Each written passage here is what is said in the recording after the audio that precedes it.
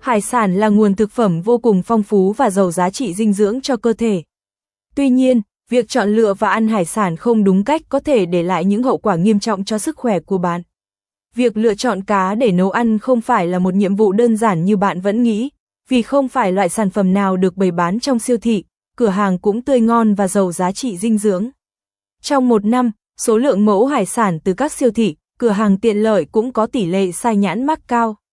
Điều này cho thấy rằng có sự tráo đổi cá trong quá trình bán hàng, đồng nghĩa với việc chúng ta trả giá quá cao cho sản phẩm kém an toàn hơn, chẳng hạn như cá ngừ mắt to có hàm lượng thủy ngân cao hơn cá ngừ vây vàng. Cách ăn hải sản như cá ngừ, đối với cá ngừ vằn và cá ngừ albacore, bạn có thể ăn thường xuyên nếu muốn. Cá vây vàng nhập khẩu và cá vây xanh chỉ nên ăn một lần một tháng.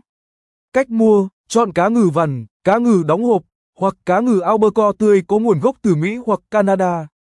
Lưu ý rằng bạn không nên lựa chọn loại cá ngừ mắt to hoặc cá ngừ vây vàng nhập khẩu, còn được gọi là ahi và thường dùng làm món sushi, và cá ngừ vây xanh, vì đây là những loại cá có hàm lượng thủy ngân cao nhất.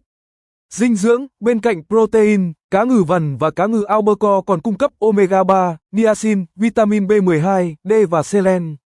Thủy ngân, hầu hết các loại cá ngừ đều có hàm lượng thủy ngân từ mức trung bình đến cao. Cá da trơn là các loại cá trê, cá bông lau, cá ba sa, bạn nên ăn thường xuyên vì hàm lượng thủy ngân thấp và tốt cho sức khỏe. Cách mua, hầu hết các loại cá da trơn có nguồn gốc rõ ràng đều được nuôi trong ao, an toàn vệ sinh và đảm bảo chất lượng. Dinh dưỡng, cá da trơn là nguồn cung cấp vitamin B12 và D dồi dào cho cơ thể.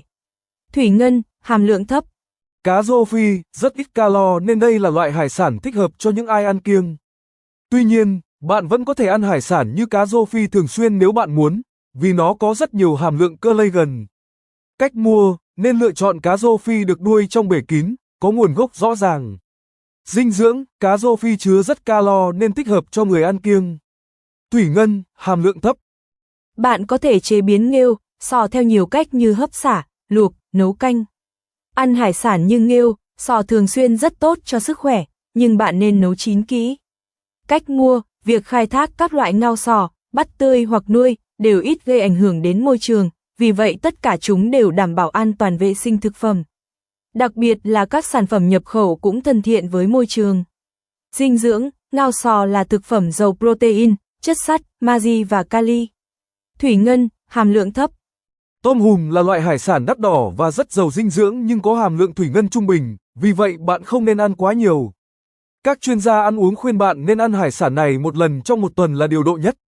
Cách mua, nên lựa chọn tôm hùm gai từ Na Uy, Mỹ, Mexico hoặc vùng biển Caribe vì chúng an toàn và thân thiện với môi trường. Dinh dưỡng, tôm hùm có hàm lượng protein và selen cao. Thủy ngân, hàm lượng trung bình. Cá hồi là một trong những thực phẩm giàu dinh dưỡng và giúp phòng ngừa bệnh tim mạch, vì vậy bạn có thể ăn hải sản này một cách thường xuyên. Cách mua, tránh những loại cá hồi nuôi, vì thật khó để biết rõ chúng được nuôi ở môi trường như thế nào. Thay vào đó, cá hồi từ Na Uy, Japan, Alaska là lựa chọn lý tưởng nhất, chẳng hạn như cá hồi chó, Chinook, cá hồi coho, cá hồi hồng hoặc cá hồi sockeye. Dinh dưỡng, ăn cá hồi rất tốt cho sức khỏe vì đây là loại cá béo nên chứa hàm lượng omega 3 lành mạnh. Cá hồi còn là nguồn vitamin B12 và D dồi dào. Thủy ngân, hàm lượng thấp. Cua, ghẹ là thức ăn ưa thích của nhiều người vì có thể chế biến được nhiều món với hương vị hải sản rất đặc trưng. Vì vậy, những tín đồ ăn hải sản thường khó lòng bỏ qua hai món này trong thực đơn. Cách mua, nên lựa chọn một số loại cua như cua hoàng đế, cua tuyết, cua đá, cua xanh và cua Dunis. Dinh dưỡng, cua chứa nhiều B12 và kẽm. Ngoài ra, bạn cũng nên tự chế biến vì hầu hết các sản phẩm cua có chứa hàm lượng natri cao. Thủy ngân, hàm lượng thấp. Tôm được đánh bắt tự nhiên sẽ có hàm lượng dinh dưỡng cao hơn tôm nuôi. Đặc biệt, tôm được dùng làm thực phẩm cho người ăn kiêng nên bạn có thể dùng thường xuyên mà không sợ tăng cân. Cách mua, nên lựa chọn những loại tôm được nuôi hoặc đánh bắt tươi ở nơi hoang dã. Dinh dưỡng, tôm rất giàu protein nạc và chứa ít calo. Thủy ngân, hàm lượng thấp. Những điều bạn cần biết khi ăn hải sản. Thủy ngân có ảnh hưởng đến sức khỏe và gây ra các vấn đề về thần kinh. Tuy nhiên, hãy nhớ rằng tất cả các loại cá đều chứa kim loại này. Điều quan trọng là hàm lượng thủy ngân mà cơ thể bạn hấp thụ trong mỗi loại cá. Một con cá có kích thước càng lớn thì càng chứa nhiều thủy ngân. Đó là do cá lớn hơn, như cá kiếm hoặc cá ngừ, nó hay ăn cá nhỏ, cho nên nó làm tăng hàm lượng thủy ngân càng cao hơn. Có rất nhiều loại hải sản an toàn cho sức khỏe với hàm lượng thủy ngân thấp. Miễn là bạn không ăn những loại cá lớn này quá thường xuyên thì đây không phải là một vấn đề lớn. Bên cạnh đó, sự khác biệt giữa loại cá nuôi và đánh bắt tươi cũng ảnh hưởng đến sức khỏe. Hầu hết mọi người đều lựa chọn cá đánh bắt tươi và lo ngại rằng những con cá nuôi có thể có hóa chất độc hại hoặc chứa nguồn bệnh tật. Tuy nhiên, có rất nhiều loại cá nuôi tốt cho sức khỏe, an toàn và đảm bảo chất lượng. Thói quen ăn hải sản nhiều rất có lợi cho sức khỏe. Vì cá và các loại hải sản khác đều là nguồn cung cấp protein dồi dào cho cơ thể, ít chất béo bão hòa và calo. Không những thế, hải sản còn chứa nhiều dưỡng chất và các axit béo cần thiết giúp tăng cường sức khỏe của tim mạch.